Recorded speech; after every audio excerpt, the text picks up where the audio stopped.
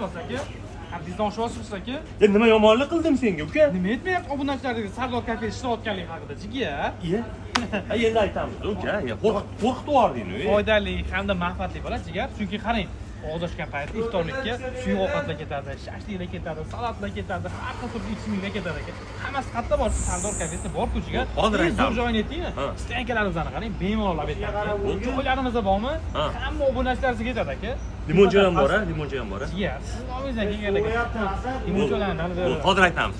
Hozir. Assalomu alaykum aziz obunachilarim. Sizlar bilan ulug'oyam kunlarda uchrashganimizda xursandmiz.